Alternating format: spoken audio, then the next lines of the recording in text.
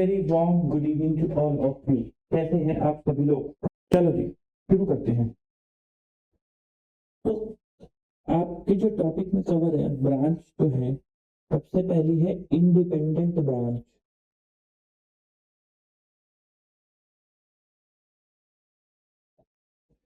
फिर है dependent branch और एक है फॉरेन ब्रांच जो हमने AS 11 में छोड़ दी थी, इंटीग्रल और नॉन इंटीग्रल फॉरेन ऑपरेशन की हेडिंग पे, और कहा था कि ब्रांच में डिस्कस करेंगे। ठीक, तो ये 3 तरीके की ब्रांच जो है कवर्ड है। सबसे पहले हम अपना कॉन्सेप्ट करेंगे ब्रांच का, जो शुरू होगा इंडिपेंडेंट ब्रांच के साथ, followed by that dependent and then foreign, या फिर पहले फॉरेन कर लेंगे बाद में डिपेंडेंट कर लेंगे। तो पहले शुरू करते हैं कॉमन कॉन्सेप्ट का। आपको एक गोल्डन रूल फॉलो करना है।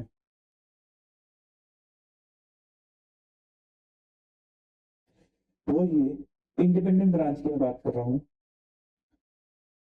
कि branch and HO are two different person. Branch और HO दो अलग अलग इंसान हैं। आपको ये रूल फॉलो करके चलना होगा मेरे साथ साथ कि ब्रांच और HO दो अलग अलग इंसान हैं। ठीक, ब्रांच अलग है और HO अलग है। ठीक, तभी आपको ना ब्रांच अकाउंटिंग समझ आ पाएगी। ठीक है, फिर एक और गोल्डन रूल है। तो चलो वो वाले गोल्डन रूल हम जब साथ साथ आगे बढ़ेंगे तो मैं आपको बताता रहूंगा। तो सबसे पहले इसकी प्रैक्टिस कर लेंगे कि ब्रांच अलग है और HO अलग है। ठीक, तो कुछ प्रैक्टिस कर लेते हैं। अच्छा, वो कह रहे हैं पहले इंडिपेंडेंट डिपेंडेंट का मतलब बता दो। अरे ये फास्ट ट्रैक बैच है बाबा, मेरे को लगा आप लोगों को पता ही होगा, लेकिन फिर भी अब सुन लो। तो इंडिपेंडेंट ब्रांच का मतलब है जो अपने बही खाते खुद बनाती हो, जिसका ट्रायल बैलेंस आता हो। अगर सवाल में ट्रायल बैलेंस दिख गया ब्रांच का तो समझ जाना इंडिपेंडेंट ब्रांच है। जो अपने बही खाते डबल एंट्री बुक कीपिंग पे मेंटेन करती हो वो है इंडिपेंडेंट ब्रांच। डिपेंडेंट ब्रांच वो है जो अपने बही खाते बुक डबल एंट्री पे मेंटेन नहीं करती, तो बस एक रजिस्टर मेंटेन करती है। जो HO की रिक्वायरमेंट होती है कि भाई आप हमें वीकली स्टेटमेंट भेज दिया करना कि आपने कितना माल बेचा, कितना माल पड़ा हुआ है, कितना कैश कलेक्शन हुआ, और क्या क्या कितना कितना किससे लेन देन है, क्या खर्चे हुए। वो डिपेंडेंट ब्रांच होते हैं, वो अलग अलग हो सकता है। वो HO ब्रांच के उस पे नेगोशिएशन पे डिपेंड करता है। मान लो मैं HO हूं, मेरे को चाहिए सर क्लोजिंग स्टॉक और क्लोजिंग कैश का बैलेंस बता दो, और हो सकता है जब आप अपना बड़ा बिजनेस करो तो आपको चाहिए कि एक एक डिटेल भेजो, पूरी MIS भेजो, सेल्स कितनी हुई, एक्सपेंस कितना हुआ, फलाना कितना हुआ, ढिमकाना कितना हुआ, स्टॉक कितना पड़ा है, क्या कितना पड़ा है। हो सकता है आप वैसी डिटेल मांगो। तो अगर वो डबल मुद्दे की बात इतनी सी है, अगर वो डबल एंट्री बुक कीपिंग पे अपनी बही खाते मेंटेन नहीं करती है तो वो डिपेंडेंट है। अगर वो करती है तो वो इंडिपेंडेंट है। तो फिर वो आजाद है, उसको सब पता है। डबल एंट्री पे वो अकाउंटिंग कर रही है, उसे अपने बारे में सब पता है कि मैं कितने प्रॉफिट में हूँ, कितने लॉस में हूँ, उसे एक एक चीज पता है। ठीक है, मैंने हाँ ठीक है। फॉरेन ब्रांच का मतलब नाम से समझ में आ रहा है, जो ब्रांच बाहर है। हम ज्यादा समय इस पे नहीं लगाते। चलो अब गोल्डन रूल, ब्रांच और HO are two different person. तो मुझे एक बात बताओ, अब आप लोग चार्टर्ड अकाउंटेंट तो बन ही चुके हो, तो मुझे एक बात बताओ कि ये है HO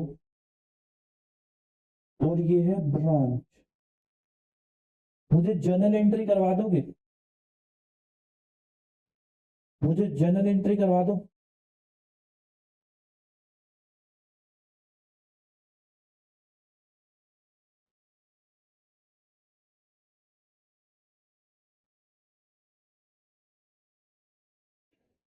मुझे बस जर्नल एंट्री करवा दो। पहली journal entry,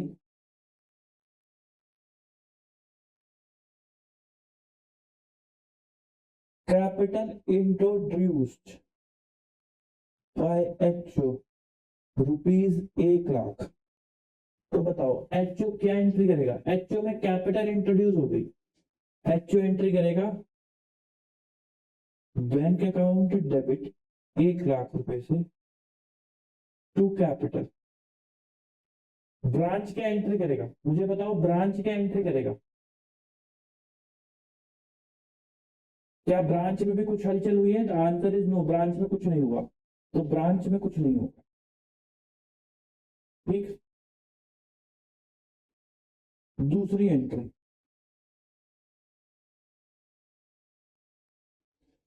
purchases made by HO of rupees 1 lakh and credit purchase of rupees 50,000। तो मुझे बताओ HO क्या एंट्री करेगा? HO करेगा परचेजेस या फिर being capital introduced. HO entry करेगा परचेजेस अकाउंट डेबिट 1.5 लाख से टू बैंक 1 लाख से टू क्रेडिटर्स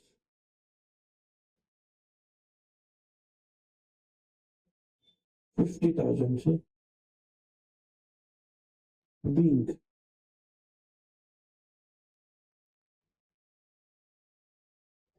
परचेजेस मेड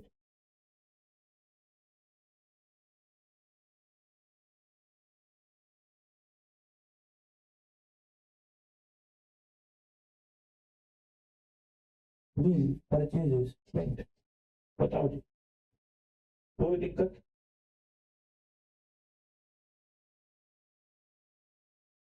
बताओ ब्रांच क्या एंट्री करेगा? बताओ ब्रांच क्या एंट्री करेगा?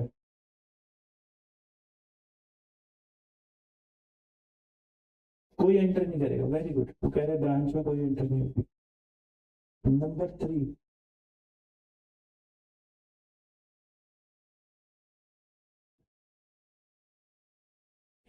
Loan taken by branch ₹10 lakh. Branch ने लोन ले लिया 10 लाख का, बताओ HO क्या एंट्री करेगा? ब्रांच ने लोन ले लिया 10 लाख का, बताओ HO क्या एंट्री करेगा? वो कह रहे हैं bank account debit to branch. वाह भाई वाह। लोन किसने लिया है? लोन तुम्हारे पड़ोसी ने लिया है, तो तुम एंट्री कर दोगे। बताओ जी, लोन उसने लिया है तो एंट्री वो करेगा, लायबिलिटी उसकी हुई, तुम्हारे खाते में पैसा कैसे आ जाएगा? तो HO कोई एंट्री नहीं करेगा। Bank account debit to loan 10 lakh, 10 lakh. Number 4,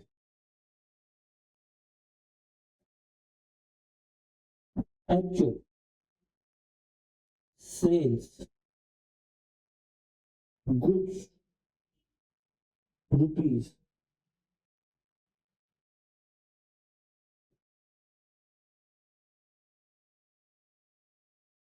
2 lakh and 1 lakh to branch, तो टोटल सेल 3 लाख की है। तो बताओ कौन एंट्री करेगा? HO या फिर ब्रांच? HO या फिर ब्रांच, मुझे बताओ कौन एंट्री करेगा? HO या फिर ब्रांच? HO ने माल बेचा है 2 लाख का थर्ड पार्टी को और 1 लाख का ब्रांच को। हाँ, 1 लाख की एंट्री ब्रांच भी करेगा क्योंकि ब्रांच ने परचेज भी करी होगी। Very good. तो बताओ, हाँ ये ऑन क्रेडिट बेचा है, तो ये मान लेते हैं ये राम को बेचा है और ये ब्रांच को, तो कहेंगे राम अकाउंट डेबिट 2 लाख से और ब्रांच अकाउंट डेबिट 1 लाख से टू सेल्स 3 लाख से। और यहाँ पे ब्रांच भी एंट्री करेगा परचेजेस अकाउंट डेबिट 1 लाख से टू HO 1 लाख से टू HO 1 लाख से। Point number 5, branch purchase furniture ₹4 10 lakh. तो बताओ एचओ क्या एंट्री करेगा? एचओ कुछ नहीं करेगा, ब्रांच करेगा क्या? फर्नीचर। टू, बताओ, टू बैंक 10 लाख रुपए, 10 lakh.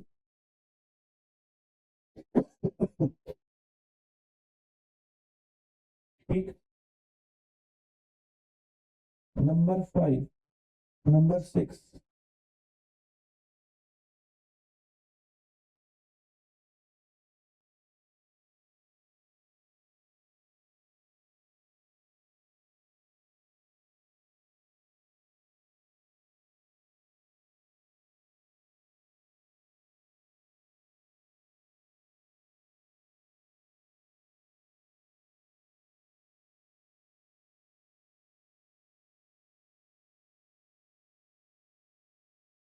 HO took loan of ₹50 lakh. तो ब्रांच में कोई एंट्री नहीं होगी, एचओ की किताबों में एंट्री होगी, bank account debit to loan 50 lakh, 50 lakh.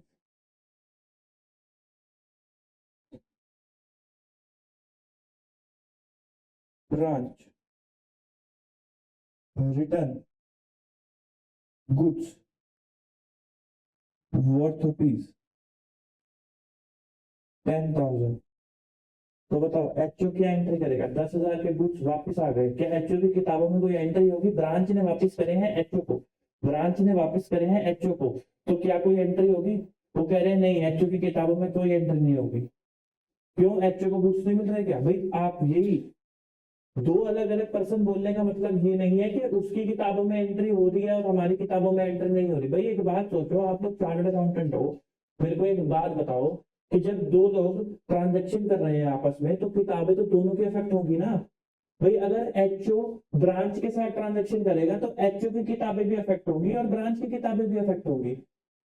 मेरी बात समझो, मैं एचओ हूं और ये ब्रांच है, अगर हम दोनों आपस में ट्रांजेक्शन करेंगे तो मेरी किताबों में भी एंट्री आएगी, उसकी किताबों में भी एंट्री आएगी। मैं सेल करूंगा तो मेरी किताबों में सेल की एंट्री आएगी, और वो परचेज करेगा तो उसकी किताबों में परचेज की एंट्री आएगी।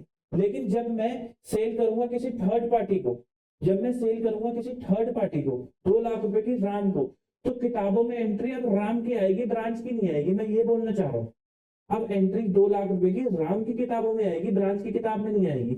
लेकिन जो परचेज मैंने ब्रांच को करी है, उसकी परचेज की एंट्री तो यहाँ पर आएगी ना ब्रांच में। ठीक है, उसकी तो एंट्री आएगी आएगी, क्योंकि वो ब्रांच ने परचेज करी है, तो ब्रांच अपनी किताबों में परचेज तो करेगा ही। तो सिमिलरली जब यहाँ पर ब्रांच कहेगा कि मैंने माल एचओ को दे दिया, तो ये परचेज रिटर्न बुक करेगा, तो ये सेल रिटर्न भी तो बुक करेगा। तो ये अगर एंट्री डालेगा एचओ डेबिट 10,000 रुपए से टू, अब मैं परचेज रिटर्न नहीं लिख रहा, सीधा परचेज लिख रहा हूँ, नेट हो जाएगा। और यहाँ पर sales debit to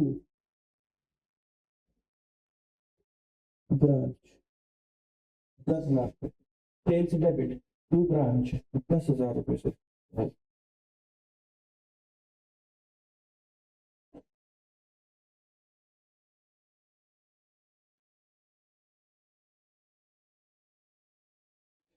HO incur expense of ₹20,000 on behalf of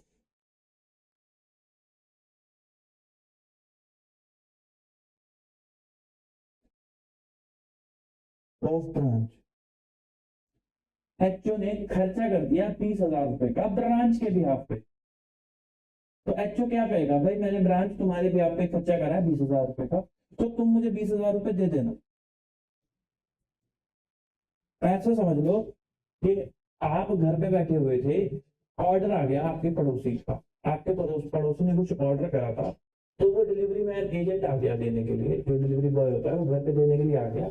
आपके पड़ोसी का कॉल आया, यार ये सामान जरा रख लेना, उसने कुछ मंगवाया था, उसने कैलकुलेटर मंगवाया था, तो उसने कहा यार ये सामान जरा रख देना, मैं तुम्हें आके पैसे देता हूँ। आपने कहा हाँ हाँ कोई बात नहीं। आप जैसे ही आप सामान लेने गए, तो वो कैश ऑन डिलीवरी पे था।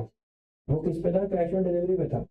तो आपने उसको फोन मिलाया अपने पड़ोसी को कि भाई साहब ये तो कैश ऑन डिलीवरी पे है। तो उसने कहा हाँ हाँ आप पैसे दे दो, मैं आपको आके देता हूँ, मैं आपको आके कैश देता हूँ। तो आप पैसे दे दोगे ना, कोई दिक्कत वाली बात थोड़ी ना है। तो मुझे बताओ, आप कहोगे कि मैंने बैंक पैसे दे दिए 20,000 रुपए जो आपको ब्रांच से लेने हैं। 20,000 रुपए जब वो आएगा वो दे देगा, ब्रांच बोले तो पड़ोसी। और यहाँ पर ब्रांच क्या बोलेगी कि भाई कैलकुलेटर, तो चलो खर्चे ही मान लेते हैं कि खर्चा हो गया 20,000 रुपए का, लेकिन इसके पैसे अभी एचओ को देने हैं 20,000 रुपए। इसके पैसे अभी एचओ को देने हैं। आपको स्पिरिट समझ में आ रहा है कि क्या चीज चल रही है? भाई बेसिक 11वीं 12वीं की अकाउंटिंग चल रही है। बस मैं आपको ये समझाना चाह रहा हूँ कि how to people actually do the accounting, ये आपको पता है। बट कई बार क्या होता है, ब्रांच एचओ में हम इतना ज्यादा खो जाते हैं कि हमें लगता है कि ब्रांच एचओ का ही तो पार्ट है, तो भाई अगर खर्चा कर भी दिया तो क्या दिक्कत है, तो फिर हम एंट्री नहीं डालते, या हम ये भूल जाते हैं कि दोनों अलग अलग हैं। हम ये भूल जाते हैं कि दोनों अलग अलग हैं और हम एंट्री नहीं डालते। तो मुझे जरा सोच के बताओ, क्या आपको यहाँ तक समझ में आया कि साहब अगर मैं कोई खर्चा करूंगा, मैंने उसके बिहाफ पे कोई खर्चा कर डाला, तो वो मुझे पैसे देगा, उसके लिए वो लायबिलिटी खड़ी करेगा। और अगर और मैं उसके लिए एसेट खड़ी कर दूंगा और अपना मेरा बैंक चला गया, खत्म, कितनी सी बात है। अच्छा, अब मैं आपको ये वाली बात बोलूं कि इस सेल में से, खाली इस सेल्स में से आपको ये ना पता हो, आपको इस सेल्स में से ये बताना है कि कितना ब्रांच को बेचा और कितना दूसरे को बेचा।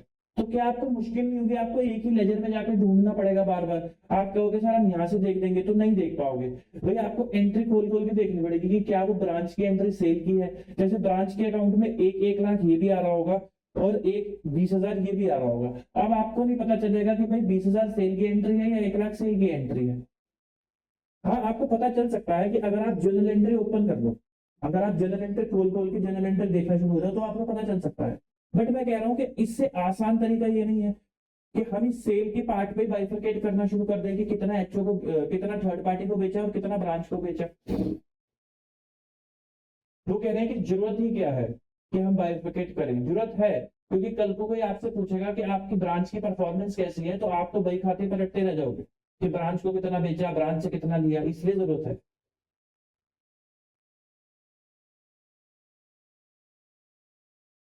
वो कह रहे हैं हाँ कर दो। तो मैं ये कह रहा हूँ कि सेल्स तो थर्ड पार्टी की ही रहने देते हैं। मैं इसकी जगह थर्ड पार्टी सेल लिख देता हूँ 2,00,000 रुपए, और सेल्स की जगह लिख देता हूँ गुड्स सेंड टू ब्रांच 1,00,000 रुपए। ये ब्रांच को माल बेचा 1,00,000 रुपए का और सेल्स करी हुई है 2,00,000 रुपए की। तब भी तो बात एक ही है। आपको यहीं से पता चल रहा है कि आपने ओवरऑल माल, आपको ट्रायल बैलेंस में दिख जाएगा कि आपने ब्रांच को कितने का माल बेच रखा है। आपको ज्यादा दिमाग नहीं लगाना पड़ेगा लेजर खोल खोल के, आपको यहीं से दिख जाएगा। हाँ, मेरी आवाज थोड़ी भारी हो रखी है, मेरे को कोल्ड है। हाँ हाँ, मैं जल्दी ठीक हो जाऊंगा। चलो पहले इधर ध्यान दो, पहले मुझे ये बताओ कि क्या ट्रायल बैलेंस से पता नहीं चल जाएगा कि 1,00,000 रुपए जो है हमने ब्रांच को माल बेच रखा है। सिमिलरली ब्रांच को भी पता चल जाएगा कि उसने एचओ से गुड्स परचेज कर रखे हैं, गुड्स रिसीव्ड फ्रॉम एचओ। उसको भी पता चल जाएगा कि उसने एचओ से गुड्स खरीद रखे हैं। कह रहे हैं हाँ कोई दिक्कत नहीं। तो बस ये छोटा सा चेंज आता है ब्रांच में। अब जरा मुझे एक बात बताओ, कौन से नंबर की एंट्री है? 9th नंबर की एंट्री है, goods purchase by HO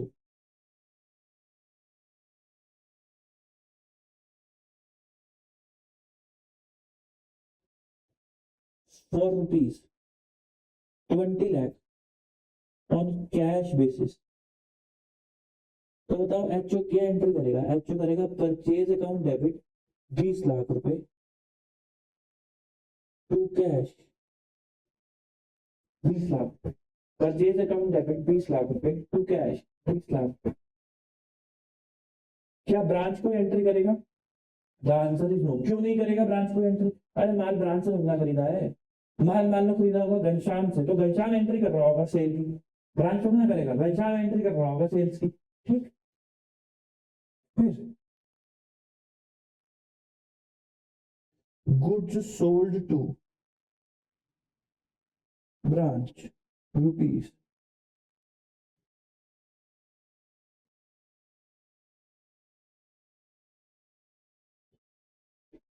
rupees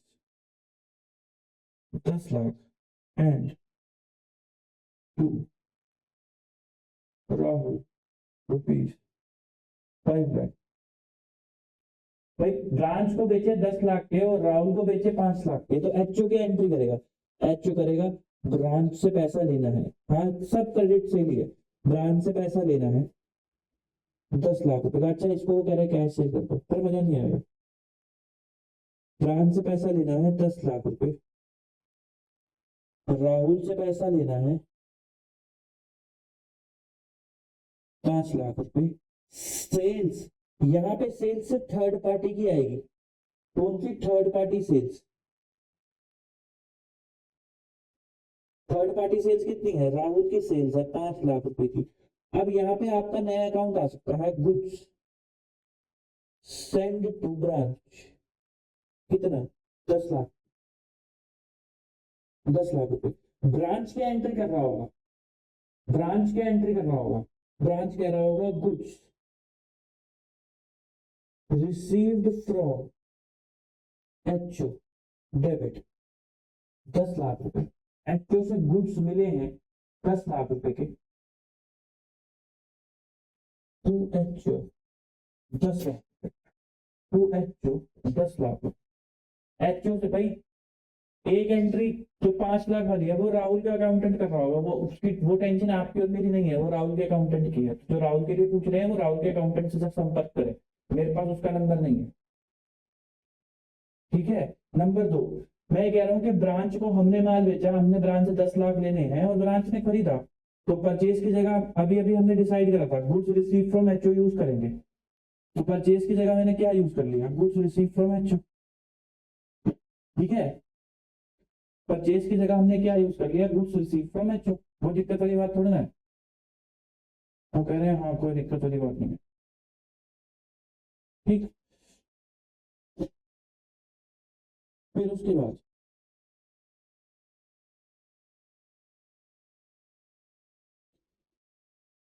car purchase by HO for rupees 30 lakh. तो बताओ कौन एंट्री करेगा, ब्रांच या एचओ? एचओ करेगा। Car account debit to bank 30 lakh, 30 lakh. वो कह रहे हैं कौन सी गाड़ी खरीदी है, वो पता नहीं। गाड़ी खरीदी है 30 लाख रुपए की, बीएमडब्ल्यू खरीदी। ठीक है, तो उनसे जो पूछ रहे हैं बीएमडब्ल्यू खरीदी, हाँ सेकेंड हैंड खरीदी है। Car account debit to bank 30 lakh रुपए। अरे भाई पहले एंट्री करवा लो, बाद में बीएमडब्ल्यू की ड्राइव कर लेना, पहले एंट्री करवा लो। कार अकाउंट डेबिट टू बैंक। क्या ब्रांच भी कोई एंट्री करेगा? नहीं, कार हमारी है, ब्रांच की थोड़ा ना, हम एचओ हैं। करके दिखाए वो हमारी गाड़ी की एंट्री, फिर बताएंगे उसको। ठीक है, चलो अब एक बात बताओ,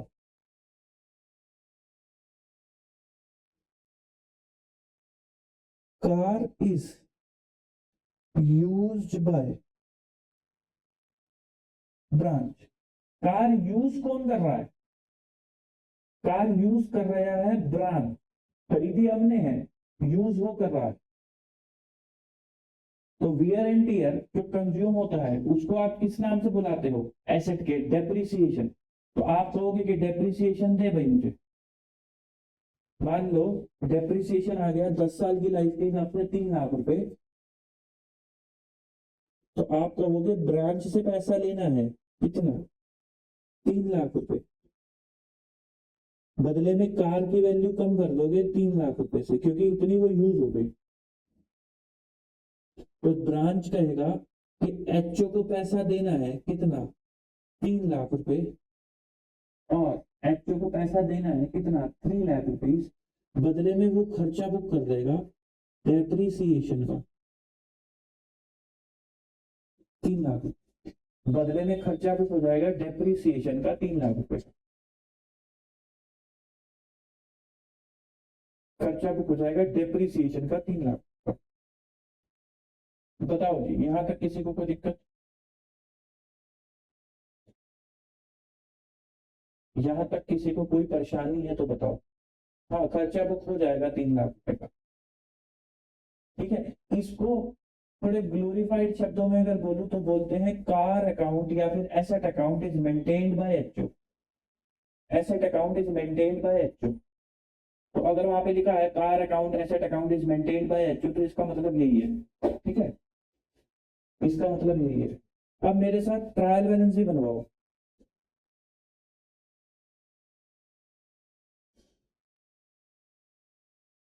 परेशान हो गया, 10 लाख ढूंढ ढूंढ के भाई साहब, पता नहीं क्या ही हो गया। चलो एनीवे, वो ये ना अलग कलर से लिखा हुआ था तो ये बार बार छूट रहा था मेरे से। तो मुद्दे की बात ये है कि मैंने आपको ये समझाना चाहा कि दो अलग अलग लोग हैं, दोनों अपनी सेपरेट बुक्स मेंटेन कर रहे हैं। जैसे एक नॉर्मल अकाउंटिंग होती है डबल एंट्री पे, यहाँ पे भी देखो हमने डबल एंट्री करी, यहाँ पे भी हमने डबल एंट्री करी। भाई जो ट्रांजेक्शन इन्होंने आपस में करी वो हमने इसकी किताबों में भी रिस्पेक्टिव हेड में डाली, इसकी किताबों में भी रिस्पेक्टिव हेड में डाली। अगर कोई ट्रांजेक्शन इसने किसी और पार्टी के साथ करी, जैसे ब्रांच ने फर्नीचर खरीदा, तो मैंने यहाँ पे कुछ नहीं करा, सिर्फ ब्रांच ने फर्नीचर खरीदा वो दिखाया, उसने जिससे फर्नीचर खरीदा होगा उसने करी होगी एंट्री, उससे हमारा लेना देना नहीं है। एचओ ने किसी को माल बेचा तो मैंने यहाँ पे कुछ नहीं दिखाया, जिससे एचओ ने जिससे खरीद बेच करी वो जाने और एचओ जाने, ब्रांच का क्या लेना देना। हाँ, एचओ ने ब्रांच के बिहाफ पे खर्चा करा तो वो यहाँ पे भी दिखाया, यहाँ पे भी दिखाया। एचओ की एसेट इसने यूज करी वो यहाँ पे भी दिखाया, यहाँ पे भी दिखाया। क्यों? क्योंकि दोनों अलग अलग लोग हैं and we are maintaining separate head. हाँ, we are maintaining separate head, इस वजह से। अब जरा आप एक बात ध्यान से समझो, मुझे एक बात बताओ, एचओ के पास नीले रंग से जो है वो एचओ का ट्रायल बैलेंस है, एचओ के पास ब्रांच का बैलेंस आ रहा है 14,10,000 रुपए, डेबिट बैलेंस आ रहा है 14,10 का। इसका मतलब क्या है? इसका मतलब है कि एचओ ने ब्रांच से 14,10,000 लेने हैं, एचओ ने ब्रांच से 14,10,000 रुपए लेने हैं, और ब्रांच देखो कह रहा है कि क्रेडिट बैलेंस दिखा रहा है एचओ का 14,10,000 का। इसका मतलब क्या है? ब्रांच ने एचओ को 14,10,000 रुपए देने हैं। बात बनती भी है, अगर एचओ कह रहा है कि मेरे को तुमसे लेने हैं पैसे तो उसने देने होंगे ना, तभी तो मैं कह पाऊं मैंने लेने हैं। और अगर आपको ध्यान हो, जब हमारा ट्रायल मैच नहीं हो रहा था तो मैंने कहा पहले ब्रांच बना दो। क्यों मैंने बोला? क्योंकि अगर इसमें गलती होती ना तो ये मिसमैच हो जाता, अगर इसमें गलती होती तो ये मिसमैच हो जाता। मैं दोबारा बोल रहा हूं, अगर इसमें गलती होती तो ये मिसमैच हो जाता, वो मैच ही ना करता। क्यों ना मैच करता?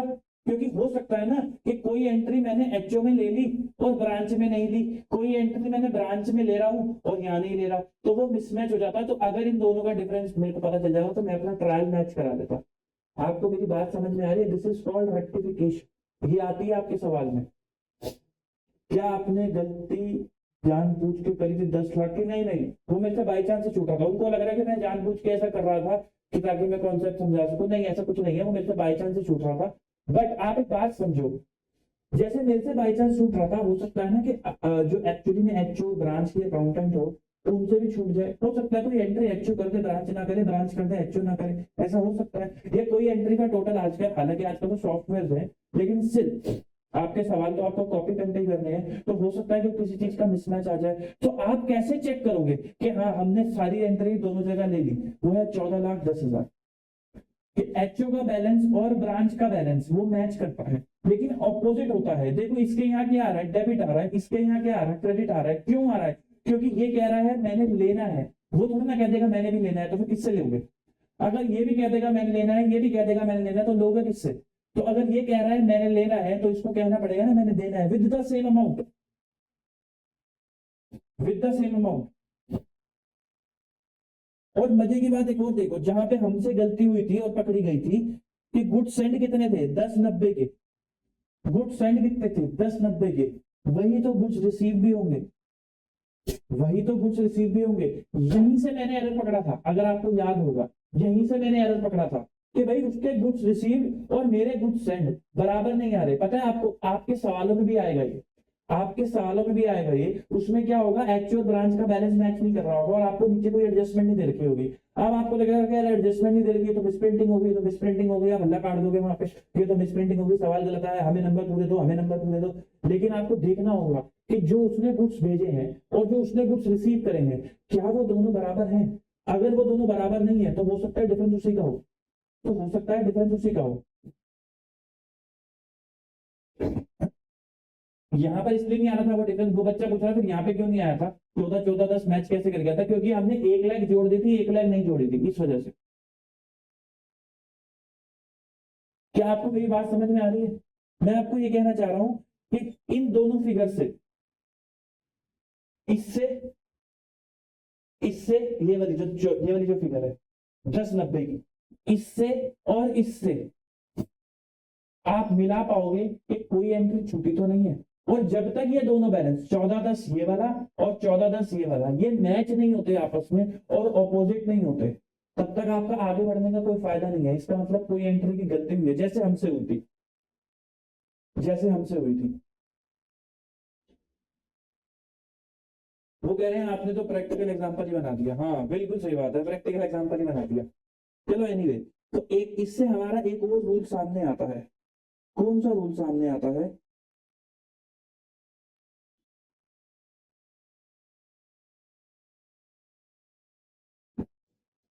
कि HO and branch balances are equal and opposite. If not,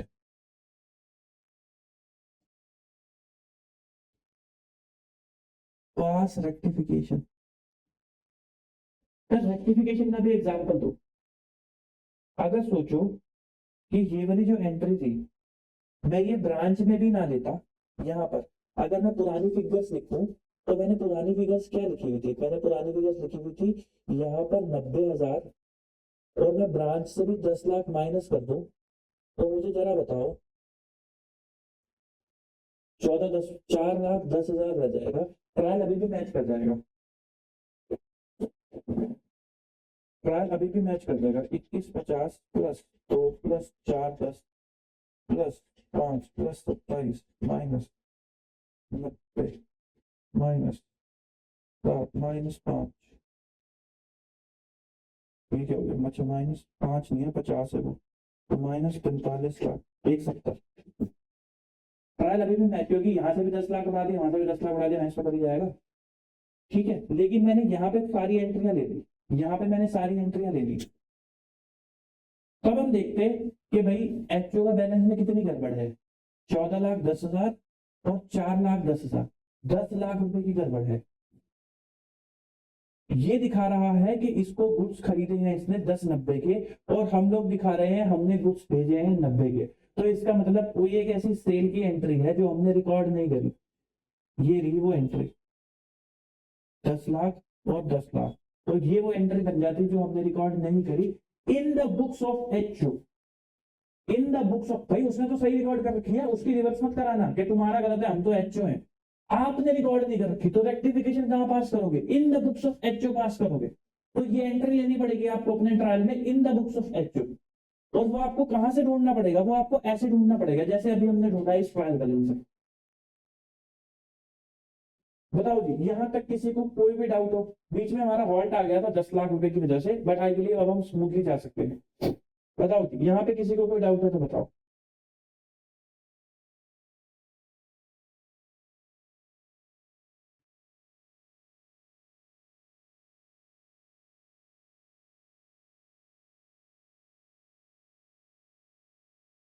हाँ आखिरकार ट्रायल मैच हो गया, वो होना ही था, वो तो होना ही था। हाँ जी, कोई मेरे को लगता है किसी को कोई दिक्कत नहीं है, सब उल्टी सीधी बातें ही कर रहे हैं। चलो जी तो कहने का मतलब ये है कि भाई साहब गोल्डन रूल नंबर 2 ये है कि आपका एक्चुअल ब्रांच का बैलेंस मैच करेगा और अपोजिट होगा, और इनकेस अगर आपको कोई एडजस्टमेंट नहीं दे रखी तो आपको ट्रायल से उसको ढूंढ के निकालना पड़ेगा। ठीक, इतनी बात ओके है? हाँ जी ओके, अब आगे बढ़ सकते हैं। फिर जब आप यहाँ तक का काम कर लोगे, दो गोल्डन रूल आपने लगा के यहाँ तक का काम कर लिया, तो फिर आपको रिक्वायरमेंट जो होती है सवाल की, वो आपको result combine balance sheet and P&L देना होता है, एचओ प्लस ब्रांच का,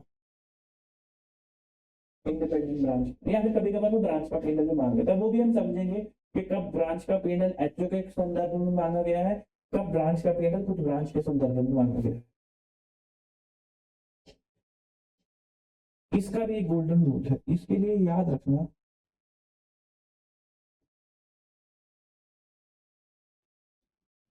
कि एचओ टेक ओवर करेगा ब्रांच को on balance sheet date, these entries will get reversed on next day। HO take over करेगा ब्रांच को, ब्रांच को मतलब ब्रांच को, ब्रांच की बैलेंस शीट को, ठीक है, या फिर ब्रांच के ट्रायल बैलेंस को, तो वो एचओ टेकन ओवर करता है। एचओ लेता है ब्रांच की एसेट और लायबिलिटी को और अपनी किताबों में दिखाता है। ये बात बस आप ध्यान रखना, ये भी गोल्डन रूल है, इसमें कंफ्यूज मत हो जाना कि हम दोनों को मिला रहे हैं, हम तो दोनों को मिला रहे हैं, वो थोड़ा ले रहा है, नहीं, तो वही टेकन ओवर करता है। आप एंट्री भी पास करते हो, fixed assets account debit to branch, branch account debit to profit and loss account, आप उसकी एंट्री भी पास करते हो, तो वो एचओ टेक ओवर करता है ब्रांच को। ठीक है, चलो मेरे को लगता है आगे की बात ना मैं आपको एग्जांपल के थ्रू समझाता हूँ। पहले बताओ यहां तक किसी को कोई दिक्कत है तो?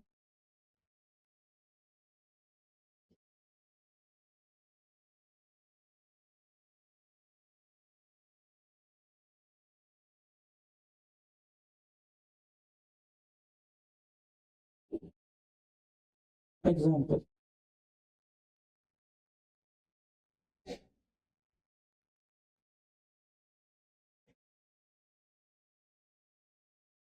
हाँ मैंने गोल्डन रूल इसलिए बताया क्योंकि वो काम आएंगे, ऑब्वियसली इसलिए बताया होंगे क्योंकि वो काम आएंगे, मेरे को मजा थोड़ा ना आ रहा है आपको गोल्डन रूल बताने में। कह रहे हैं हाँ ये बात भी सही है, और क्या, मैं मेरे को मजा थोड़ा ना आ रहा है कि मैं आपको गोल्डन रूल बताता हूँ।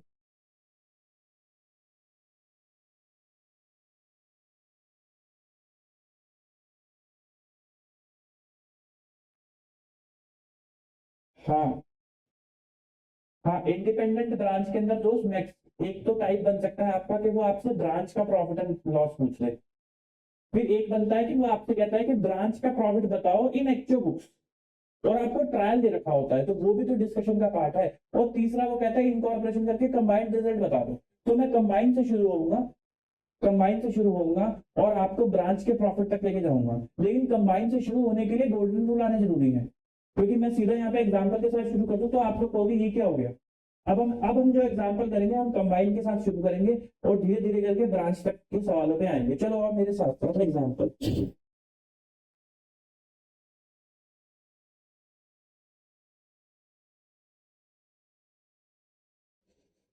Debit credit, debit credit,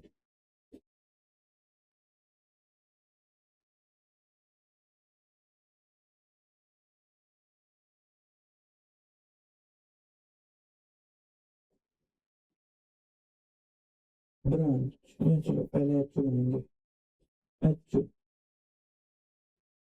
branch,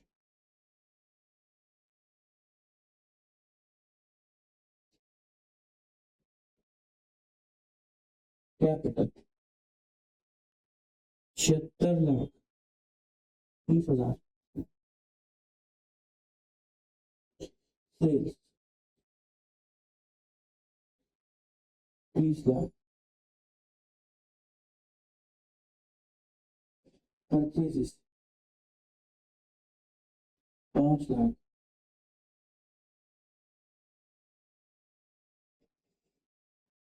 printing expense 50,000, office expense 40,000, telephone 10,000, goods send oblique receive to branch oblique H 10 lakh, goods return H oblique branch 5 lakh,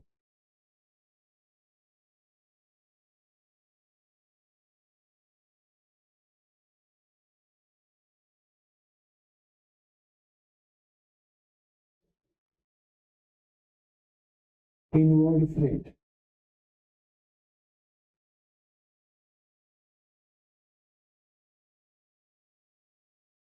freight inward, चलो ये नहीं डालते,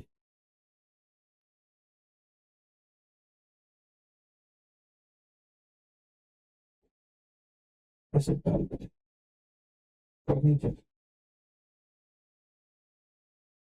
5 lakh, building 50 lakh, laptop 5 lakh, car 20 lakh,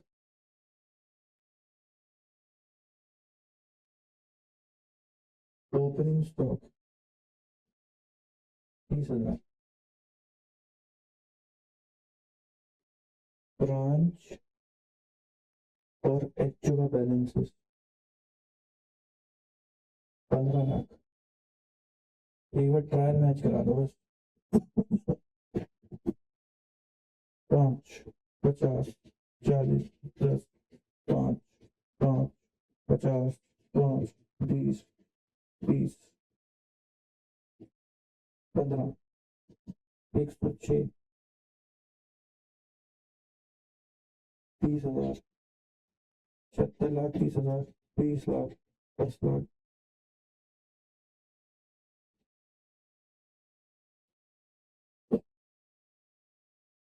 यहाँ पे कैपिटल इसकी कोई है नहीं, और सेल्स इसकी डाल देते हैं बैलेंसिंग फिगर,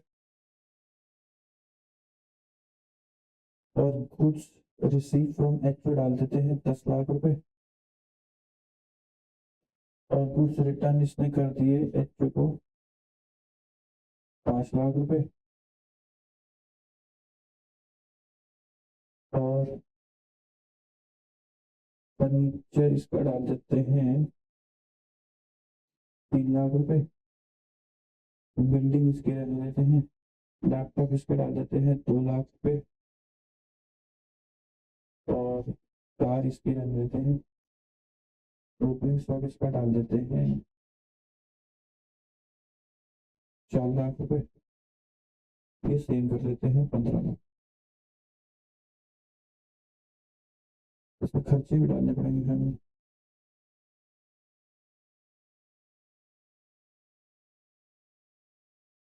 खर्चा डालो रेंट का,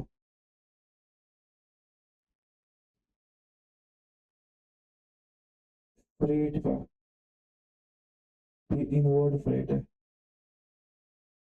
और रेंट का खर्चा डाल दो 35 लाख रुपए का, फ्रेट इनवर्ड डाल दो 5,000 रुपए,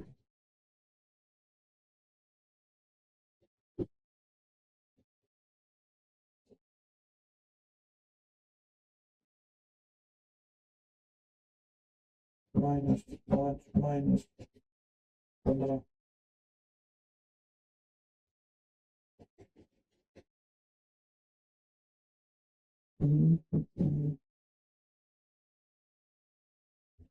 परचेज पे ले लेते हैं, फिर खर्चे भी ले लेते हैं,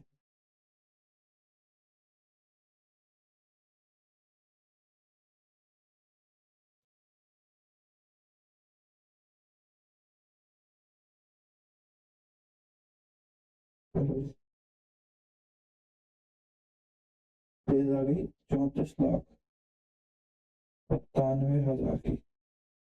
50 2 15 25 10 3 2 4 35 और 5 -15 -5 34 97। यहाँ पे आपको हो जाता है ट्रायल मैच।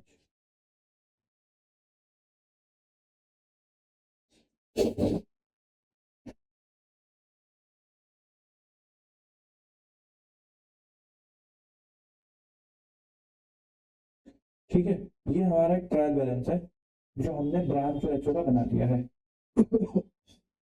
अब मैं आपको कुछ एडिशनल इंफॉर्मेशन भी दे देता हूँ। क्लोजिंग स्टॉक है ब्रांच का और एचओ का। ब्रांच का क्लोजिंग स्टॉक कितना है? 10 लाख का। और एचओ का कितना है? 30 लाख का।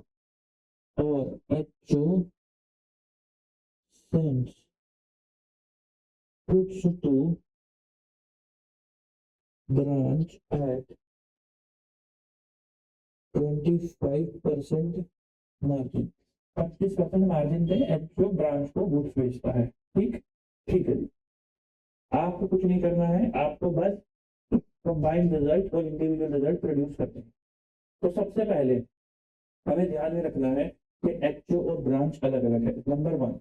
नंबर 2, क्योंकि वो अलग अलग हैं इसलिए उनकी होने वाली ट्रांजेक्शन, उनके होने वाले बैलेंसेस, लेन देन उनकी किताबों में अलग अलग हुए होंगे। देयरफॉर क्योंकि अलग अलग हुए होंगे तो एचओ का बैलेंस अगर लेने देने वाला होगा तो सेम अमाउंट ब्रांच में भी होना चाहिए। जैसे यहाँ पर एचओ कह रहा है, एचओ के ट्रायल में डेबिट बैलेंस में आ रहा है ब्रांच से 15 लाख रुपए लेने हैं। देखो जी जरा ध्यान से, वो कह रहा है ब्रांच से 15 लाख रुपए लेने हैं, ब्रांच से 15 लाख रुपए लेने हैं। तो ब्रांच क्या बोले कि मैंने एचओ को 15 लाख रुपए देने हैं, जब तक वो ये नहीं बोलेगी तब तक हम आगे नहीं बढ़ सकते, क्योंकि हमारा गोल्डन रूल कहता है। ब्रांच भी कह रही है कि मैंने 15 लाख रुपए देने हैं, तो ओके हो गया, कोई दिक्कत वाली बात नहीं है, ओके हो गया। तो उसने 15 लाख लेने हैं, उसने 15 लाख देने हैं, तो आपका गोल्डन रूल फुलफिल हो गया। अब बस आपको एक ही चीज दिमाग में रखनी है, कौन सी चीज? कि एचओ ब्रांच को टेकन ओवर करेगा, एचओ ब्रांच की एसेट ले जाएगा, एचओ ब्रांच की प्रॉफिट्स ले जाएगा, एचओ ब्रांच की लाइबिलिटीज भी ले जाएगा। बस आपको इस चीज का ध्यान में रखना है। आओ जरा मेरे साथ साथ बनाते हैं ट्रेडिंग है profit and loss account.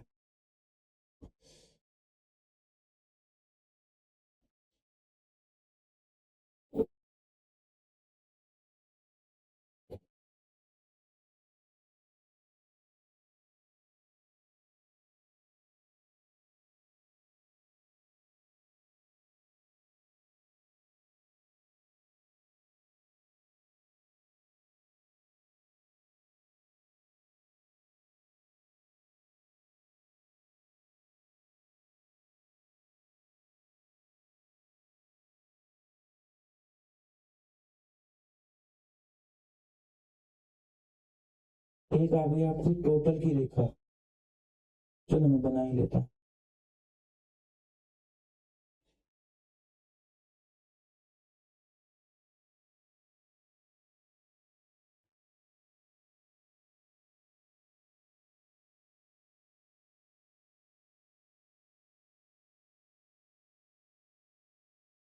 Total HO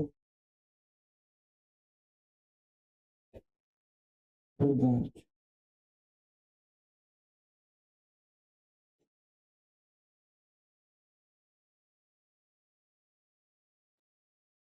HO branch उस total.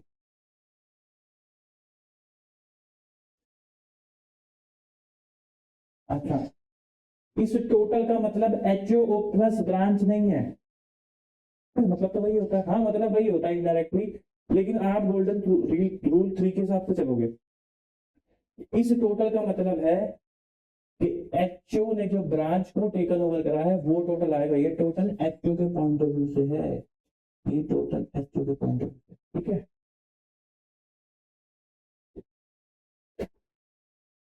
Combined result, very good. हाँ, टोटल का मतलब है कंबाइंड रिजल्ट। तो आओ जरा मुझे बताओ, ऐसे ही बनेगी क्या बैलेंस शीट? उसको बनाएंगे हम अगले पेज पे बना देते हैं।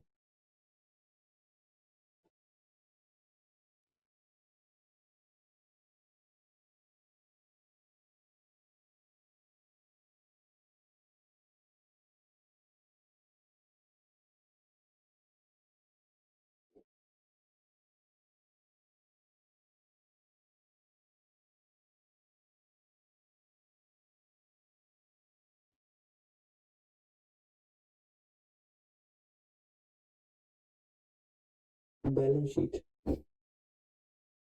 लाइबिलिटी और एसेट्स, लाइबिलिटी और एसेट्स,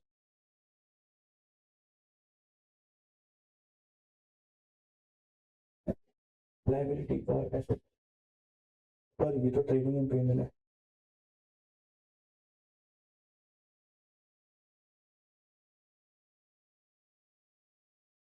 बताओ जी, पहली आइटम कैपिटल 76,30,000। अब तो आपके गोल्डन रूल फुलफिल हो चुके हैं, आपको कोई दिक्कत वाली बात नहीं है, अब आगे बढ़ सकते हो ना। तो सीधा सीधा यहाँ डाल दो कैपिटल। एचओ की है तो एचओ के कॉलम में डाल दो 76,30। सेल्स 20 लाख,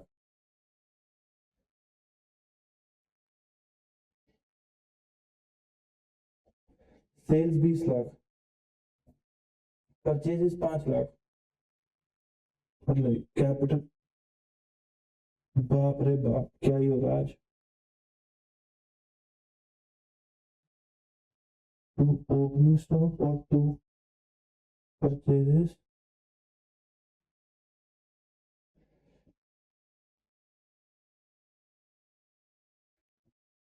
परचेजेस थी कितने की? 5 लाख रुपए की।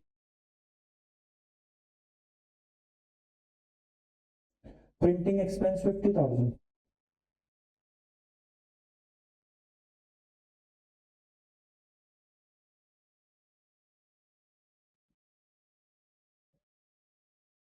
फिर ऑफिस एक्सपेंसेस 40,000।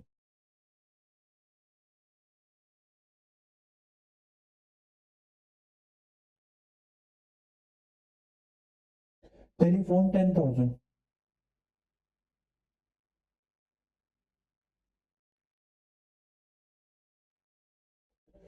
गुड्स सेंड और रिसीव टू ब्रांच और एचओ। गुड्स सेंड और रिसीव एचओ की किताबों में आ रहा है तो गुड्स सेंड करे होंगे ना।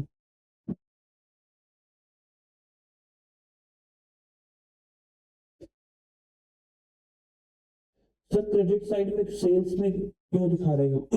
याद है आपको, हमने पहले सेल्स ही लिखा था।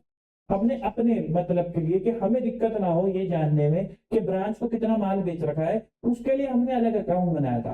अगर ना बनाते तो ये कहाँ घुसा होता? सेल्स में घुसा होता। सेल्स 30 लाख की आ रही होती, तो मैंने सेल्स के बगल में लिख दिया। क्या दिक्कत है इसके अंदर?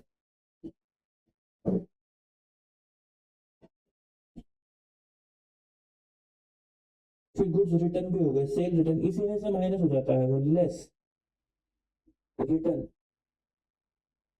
5 लाख, तो नेट कितना आ जाता है? 5 lakh.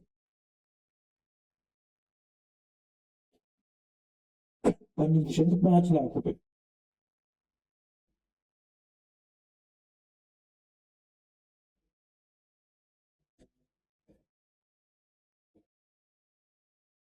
Building 50, laptop 5।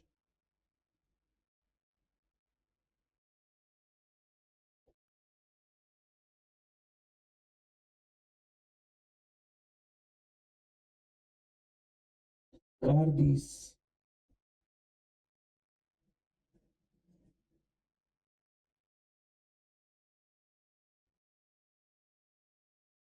Car 20 lakh. Opening stock 30,000 रुपए। फिर ब्रांच से लेना है 15 लाख। डेटर हो गए भाई, डेटर एक तरीके से डेटर हो गए।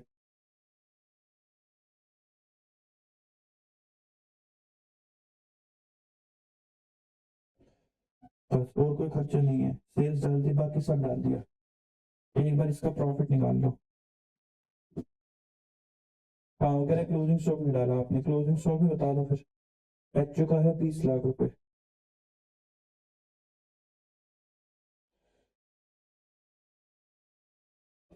दूसरा आ जाएगा यहाँ पर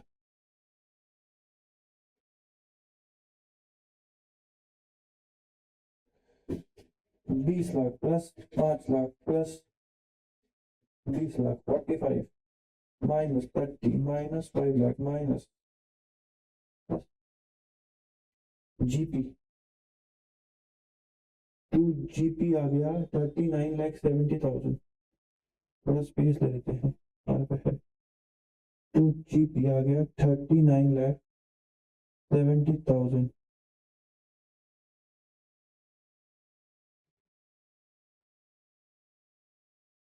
bye GP 39,70,000 minus 50 minus 40 minus 10।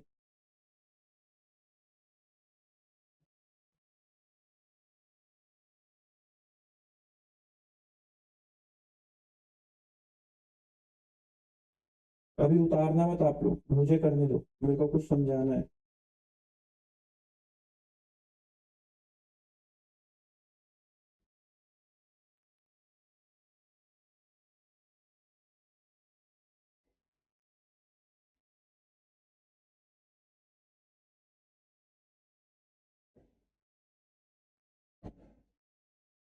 To net profit 38,70,000 और नेट प्रॉफिट कैपिटल में जुड़ जाता है 38,70,000। अब फटाफट से ब्रांच भी बनवा दो, फटाफट से ब्रांच भी बनवा दो।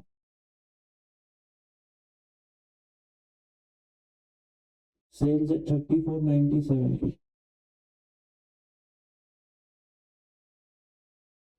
फिर परचेज है 50,000 की,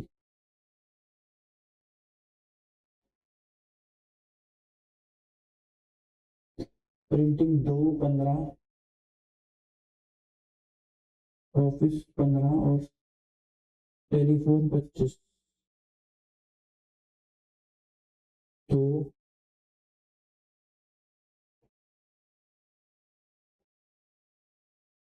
15 25 10 लाख की गुड्स परचेज।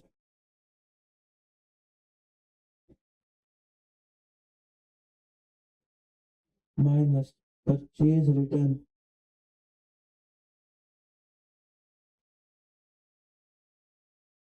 5 लाख। याद है ये हमने परचेज में लिखा था, हमने अपनी सहूलियत के लिए उसको परचेज से अलग करा था ताकि हमें पता चल सके कि हमने एचओ से कितना माल खरीदा है। परचेज रिटर्न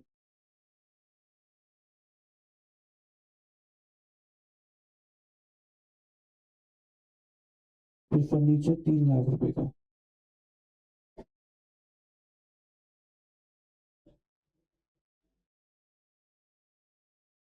बिल्डिंग 2 4 35 5 15 ठीक है। बिल्डिंग है नहीं, कार है नहीं, लैपटॉप 2 लाख रुपए का था। ओपनिंग स्टॉक कितने का था? 4 लाख रुपए का ओपनिंग स्टॉक। रेंट का खर्चा था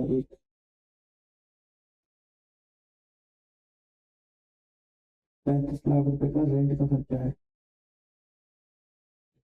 फिर फ्रेट इनवर्ड है 5,000 रुपए का।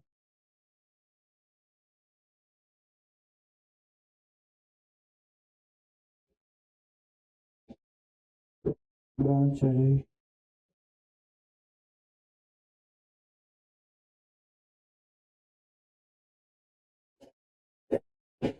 आज क्लोजिंग स्टॉक लिखवा दो 10 लाख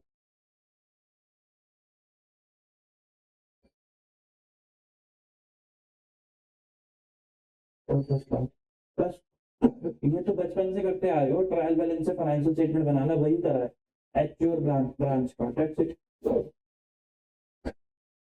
हाँ मैंने अभी कोई एडजस्टमेंट नहीं डाली, मैंने पहले एग्जांपल बना लिया, अब इसी को कंटिन्यू करेंगे और एडजस्टमेंट्स के साथ कंटिन्यू करेंगे।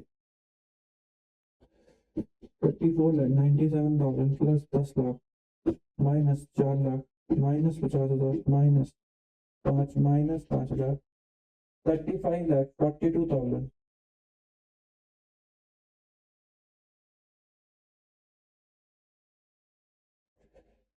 -2000 -15,000 -25 -35 0। तो नेट प्रॉफिट ब्रांच का कितना है? 0। नेट प्रॉफिट ब्रांच का कितना है? 0।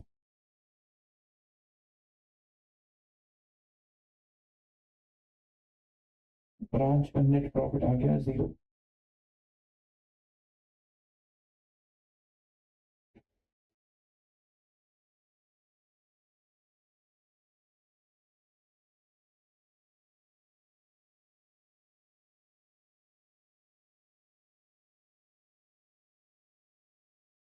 काम करो इसको ना 12 लाख कर दो स्टॉक को, ऐसा तो 0 प्रॉफिट में तो मजा नहीं आएगा।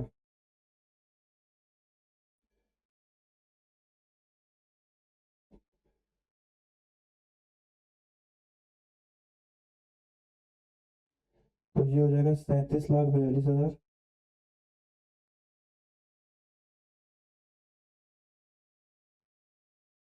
और यहाँ आ जाएगा 2 लाख। ठीक है। और यहाँ पे भी आ जाएगा कितना? 2 लाख। ठीक। हाँ जी सर, यहाँ तक तो समझ में आता है।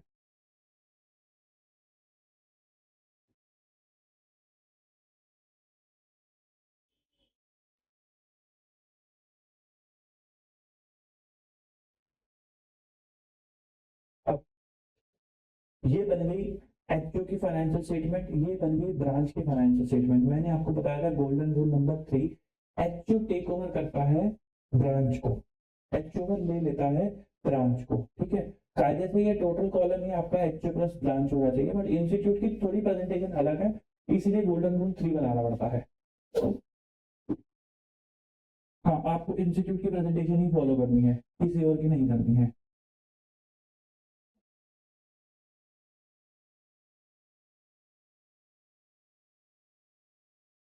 एंट्री 4,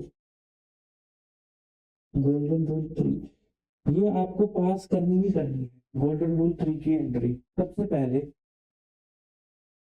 आप इसको मन में भी पास कर सकते हो या फिर वर्किंग नोट में भी पास कर सकते हो, जिसमें आप कंफर्टेबल हो आप उसमें पास कर देना। मेरे को किसी में कोई दिक्कत नहीं है, मेरे को तो कोई साउंड का इश्यू नहीं आ रहा। चलो आगे बढ़ते। सबसे पहले ब्रांच की एसेट ले जाओ, सॉरी ब्रांच का प्रॉफिट ले जाओ, नेट प्रॉफिट ब्रांच का अपने पास ले जाओ। तो यहाँ पे मैं लिख देता हूँ एचओ की बुक्स में, तो यहाँ पे मैं लिख देता हूँ ब्रांच की बुक्स में। प्रॉफिट टेकन ओवर, प्रॉफिट कितना है? 2 लाख रुपए का प्रॉफिट। कितना है? 2 लाख रुपए का प्रॉफिट है। 2 लाख रुपए का प्रॉफिट। तो एचओ क्या एंट्री करेगा? एचओ कहेगा ब्रांच से को पैसा देना पड़ेगा क्योंकि आपने उसका प्रॉफिट ले लिया 2 लाख का, तो आपको ब्रांच को पैसा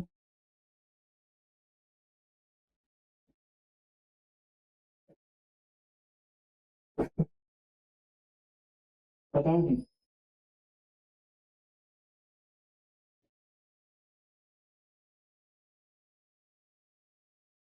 क्या ये सही है? मैं आप लोगों का वेट कर रहा हूँ।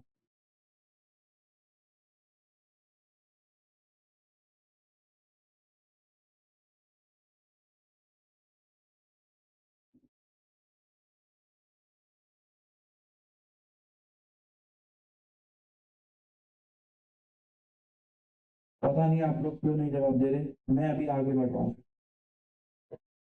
ब्रांच कहेगा प्रॉफिट चला गया,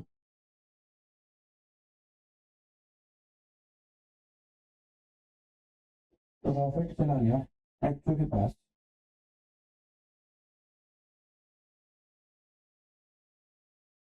ब्रांच से प्रॉफिट ले लिया।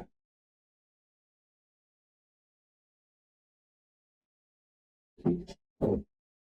फिर स्टॉक रिजर्व, स्टॉक रिजर्व मैंने ना ओपनिंग स्टॉक, स्टॉक रिजर्व की भी कहानी जरा सुन लेते हैं। ये ना 31 मार्च का ट्रायल है। कब का ट्रायल है? 31 मार्च का ट्रायल है। अब एक बात सोचो, ब्रांच के पास जो स्टॉक है, ये यहाँ पे लिख लो, all stock is from HO purchases, कि जो आपने एचओ से परचेज कर रखी थी वही सारा का सारा ये स्टॉक है ब्रांच का 12 लाख रुपए का।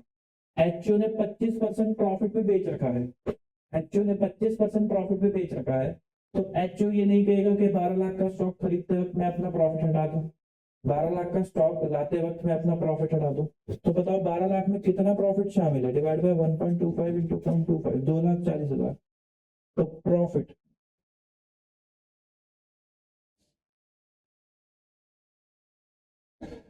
स्टॉक रिजर्व कितना शामिल है, 12 लाख डिवाइडेड बाय 1.25 इंटू 0.25। ये किसका स्टॉक है, ये है branch stock purchase from HO. ठीक है, अगर मैं ये बोल दूं ना आपको सवाल के अंदर कि 12 लाख में से 50,000 का स्टॉक ब्रांच ने खुद से खरीद रखा है, तो प्रॉफिट 11.5 पे बनाना, स्टॉक रिजर्व 11.5 पे बनाना, फिर 12 पे मत बना देना। ठीक है, कुछ ना लिखा हो तो मान लेना सारा एचओ से है। तो ये आता है 2,40,000। तो ये एंट्री ब्रांच नहीं करता, ये करंट, क्योंकि एचओ अपना प्रॉफिट हटा रहा है ना, ब्रांच को क्या लेना देना। तो एचओ अपना प्रॉफिट हटाता है, वो कहता है पीएनएल अकाउंट डेबिट 2,40,000 रुपए से टू स्टॉक रिजर्व 2,40,000 रुपए से। पर what about opening stock and other purchases. तो देखो मैंने ना आपको ओपनिंग स्टॉक की कोई इंफॉर्मेशन नहीं दी। अगर आप ध्यान से सोचो कि ये एंट्री आप कब कर रहे हो, ये एंट्री आप कर रहे हो 31 मार्च में। अगर मैं एचओ की बात करूं तो 31 मार्च को एचओ ने यहाँ पे स्टॉक खरीद लिया। कितने का स्टॉक लिया, 12 लाख का स्टॉक लिया, और उसको कहा कि 2,40,000 का मेरा स्टॉक रिजर्व है। यही तो कहानी घटित हुई है कि उसने ब्रांच का स्टॉक लिया 12 लाख का और कहा 2,40,000 का मेरा रिजर्व है। जब नेक्स्ट ईयर चढ़ेगा, 1 अप्रैल आएगी, तो यही स्टॉक क्या बन जाएगा, ओपनिंग स्टॉक बन जाएगा। यही स्टॉक ओपनिंग स्टॉक बन जाएगा, और ये स्टॉक रिजर्व क्या बन जाएगा, stock reserve on opening stock. लेकिन मैंने आपको दिया ही नहीं ट्रायल बैलेंस में। इसका मतलब क्या है कि मेरा ओपनिंग स्टॉक मैंने नेट कर दिया पहले से ही।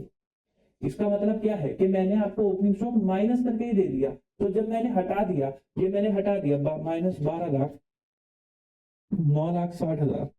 तो अगर अगले साल मैं आपको स्टॉक 9,60,000 का ही दे दूं, तो इसका मतलब वो एट कॉस्ट ही तो है, इसलिए कुछ करना ही नहीं है, इसलिए कुछ करना ही नहीं है।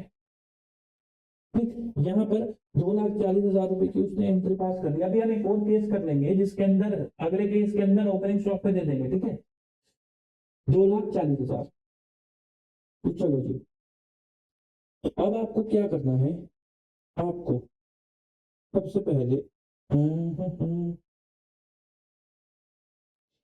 क्योंकि अब ये प्रॉफिट, क्योंकि अब ये प्रॉफिट आप काट चुके हो ब्रांच से, तो आपको ब्रांच से हटा देने का है। ये प्रॉफिट अब आप ब्रांच से हटा दोगे। ठीक है, और कहाँ जोड़ दोगे, ये प्रॉफिट अब आप जोड़ दोगे इसके अंदर, एचओ के प्रॉफिट के अंदर, प्लस 2 लाख, प्लस 2 लाख, ये रहा कहीं एंट्री है, ये रही। एचओ का प्रॉफिट बढ़ा दिया 2 लाख रुपए से, तो ब्रांच को भी डेबिट कर देना 2 लाख रुपए से। ब्रांच ऑलरेडी डेबिट ही है, तो इसको और डेबिट कर दो 2 लाख रुपए से।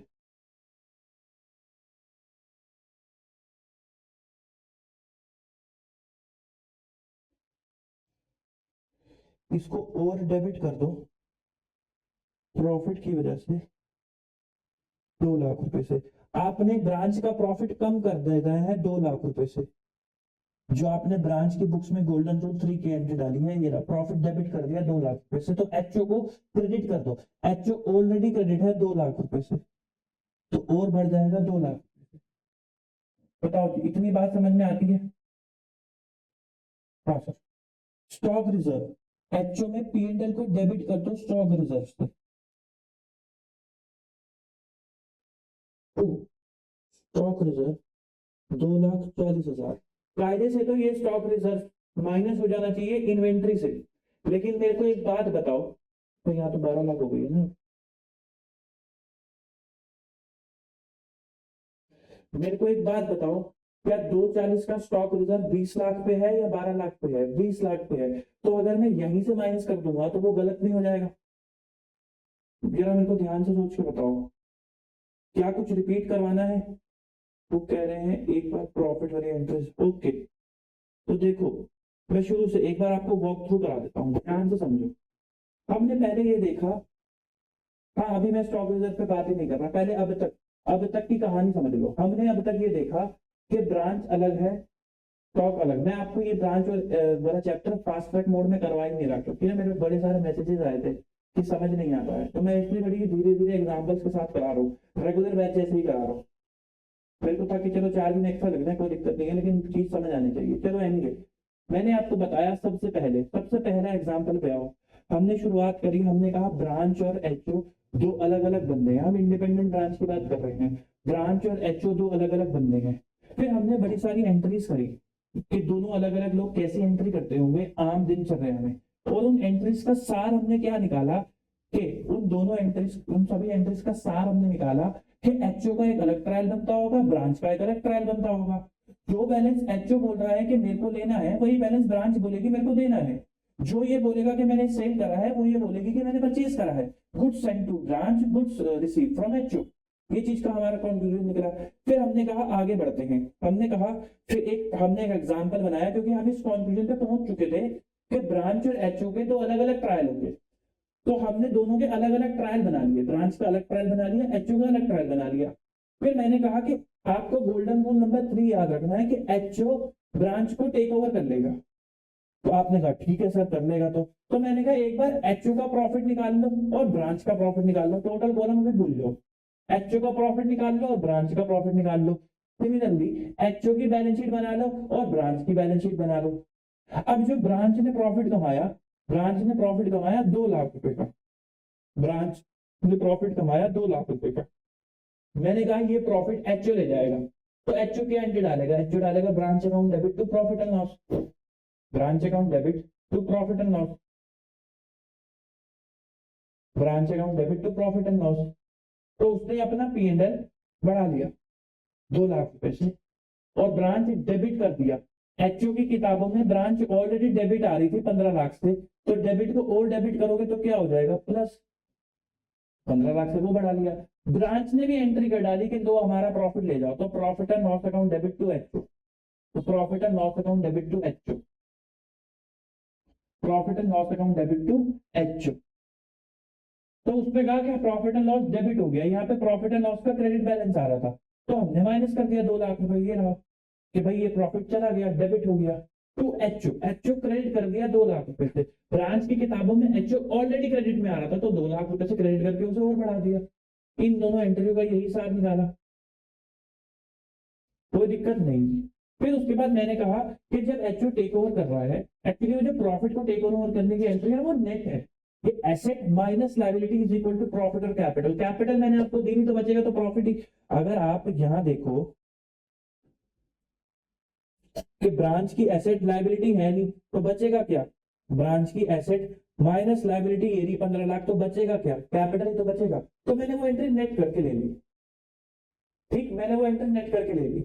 अब मैंने कहा कि जब वो ये एसेट लेगा तो 12 लाख का ये स्टॉक भी ले रहा होगा, 12 लाख का ये वाला स्टॉक भी ले रहा होगा। जब वो ये स्टॉक ले रहा होगा तो उसको पता है कि इस स्टॉक में मेरा प्रॉफिट है, 2,40,000 का मेरा प्रॉफिट है, तो वो स्टॉक को के प्रॉफिट को भी हटा देगा। उसको हटाने की एंट्री करी profit and loss account debit to stock reserve. तो मैंने एचओ के प्रॉफिट को डेबिट कर दिया 2,40,000 रुपए से, एचओ के प्रॉफिट एंड लॉस अकाउंट को डेबिट कर दिया 2,40,000 रुपए से। फिर आप कह रहे हो कि सर स्टॉक रिजर्व तो इन्वेंटरी से माइनस होना चाहिए। मैं कह रहा हूँ हाँ बिल्कुल होना चाहिए, लेकिन जो ये 240 का स्टॉक रिजर्व है ये तो इस 12 लाख पे है, ये तो इस 12 लाख पे है। अगर आप एचओ के कॉलम में ही स्टॉक रिजर्व में से यहां से माइनस करवा दो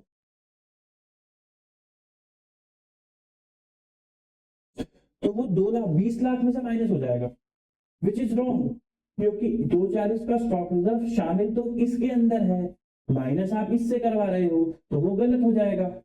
तो मैं इसको मना करता हूं, फिर क्या करें? फिर क्योंकि अब आप कुछ कर नहीं सकते, तो आप अपना स्टॉक रिजर्व यहां दिखाओगे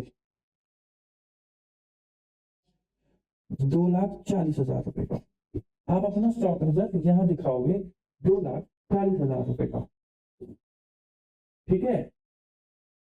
हाँ, जब आप टोटल कॉलम बनाओगे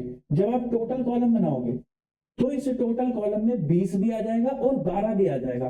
फिर इस स्टॉक रिजर्व को माइनस कर सकते हैं, क्योंकि फिर तो 12 में से माइनस हो रहा है ना, फिर कोई दिक्कत वाली बात थोड़ा ना है।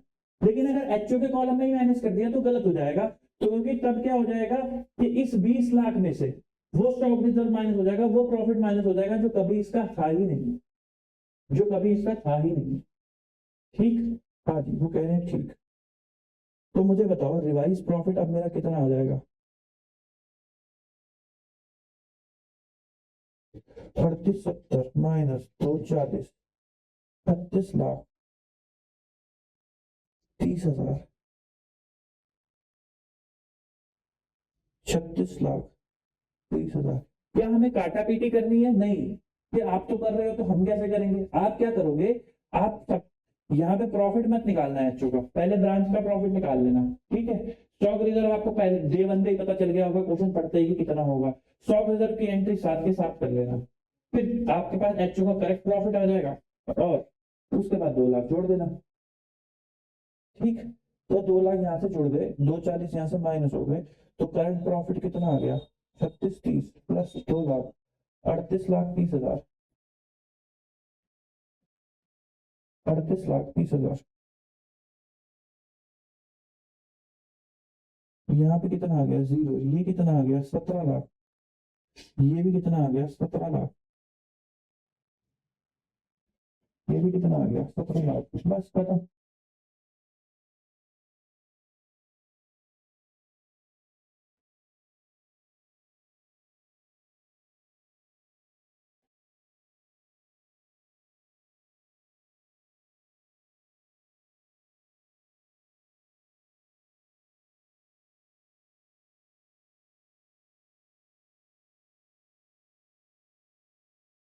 अड़तीस लाख तीस हजार चलो जी, 73,30,000 plus 38,30,000 plus 2,40,000 minus 5 lakh minus 50 lakh minus 5 lakh minus 20 lakh minus 17 lakh minus 20 lakh. तो ये वाली बैलेंस शीट आपकी हो गई टैली। फिर यहाँ पे 17 लाख, 3 और 2 5, 17, ये भी हो गई आपकी टैली। अब बस टोटल कॉलम बनाना है। टोटल कॉलम तो आसान है, 76,30,000। तो ये तो प्रॉफिट आ जाएगा 38,30,000। ये तो 17 लाख से 17 लाख कट जाएगा, ये वाला जो 17 लाख है ये कट जाएगा, 17 लाख से ये वाला, ये इससे कट जाएगा, तो यहाँ पे क्या आ जाएगा? नील। ठीक है। 240 जो है वो स्टॉक में से माइनस हो जाएगा, तो स्टॉक कितना आ जाएगा? 20 lakh plus 12 lakh minus 240 is equal to 29,60,000। 29,60,000। तो ये आपने यहाँ से माइनस करवा दिया, तो ये भी नील हो जाएगा। फिर ये हो जाएगा 8 लाख, ये हो जाएगा 50 लाख, ये हो जाएगा 7 लाख, ये हो जाएगा 20 लाख, ये नील हो जाएगा। Similarly profit and loss account भी जोड़ दो, प्रॉफिट एंड लॉस और ट्रेडिंग अकाउंट भी जोड़ दो। ये हो जाएगा 4,30,000, ये हो जाएगा 5.5 लाख। ये देखो, ये गुड्स रिटर्न 5 लाख और ये गुड्स सेंड 5 लाख, ये आपस में कट जाएगा। ये 5 लाख और 5 लाख आपस में कट जाएगा, यहाँ नील, यहाँ पे 5,000 आ जाएगा, यहाँ आ जाएगा 20 लाख, 34,97,000, 54,97,000, यहाँ नील आ जाएगा। और यहाँ कितना आ जाएगा? यहाँ आ जाएगा 32 लाख। यहाँ आ जाएगा 32 लाख। हाँ, क्योंकि वो पीएनएल में डाल रखा है, इसलिए यहाँ पे माइनस नहीं करा, दो जगह थोड़ा माइनस करा दोगे। फिर उसके बाद 32 लाख प्लस 52,97,000 माइनस 430 माइनस 5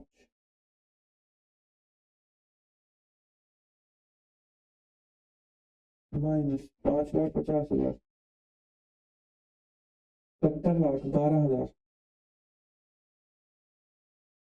77,00,000, 12,000, तो ये आ जाएगा 52,000, ये कितना आ जाएगा 55,000, ये कितना आ जाएगा 35,000, ये कितना आ जाएगा 35,00,000, ये आ जाएगा। अब ये इधर आ जाएगा 240, ये मैं बोल रहा हूँ आपको। वो कह रहे हैं कि आपने क्लोजिंग स्टॉक से माइनस क्यों नहीं कराया? भाई 240 आपने यहाँ पे माइनस कर तो दिया, ये इसको इधर ले तो आए। अगर उसको उधर भी माइनस करा दोगे तो ये वाला प्रॉफिट कम हो जाएगा, ये वाला प्रॉफिट यहाँ पे भी कम हो जाएगा, फिर इसको यहाँ भी ले आओगे तो दोनों जगह कम करा दोगे, तो क्या फायदा फिर? 240 तो minus 52,000, minus 55,000, minus 35,000, minus 35,00,000, minus 2,40,000, 38,30,000, 38,30,000।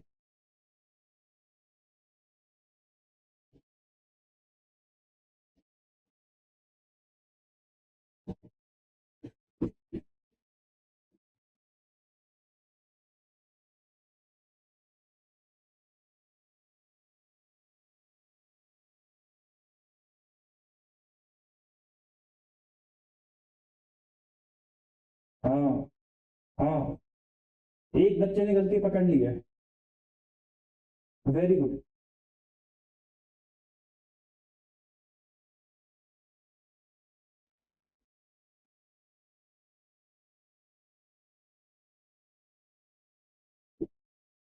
मैं इंतजार कर रहा हूँ कि और कौन कौन पकड़ पाता है।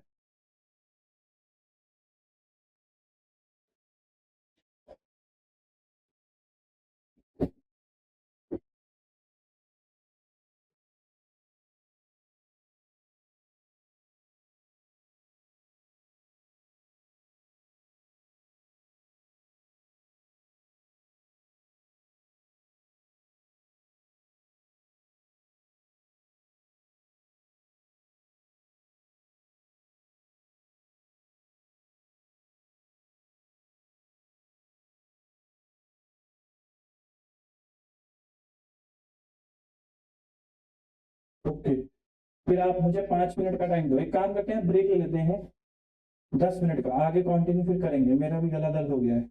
10 मिनट का ब्रेक ले लेते हैं। बच्चे बच्चे का बार बार कह रहे हैं कि कुछ और वीडियो रिलेटेड इशू आ रहा है, उनको स्क्रीन स्टक हो रही है बार बार, तो मैं सिस्टम रिफ्रेश कर देता हूँ। जब तक हम 10 मिनट का ब्रेक ले लेते हैं, 8 बजे हैं अभी, तो मिलते हैं आपसे 8:20 पर, तब तक मैं सिस्टम रिफ्रेश कर लेता हूँ। ठीक है, ठीक है जी।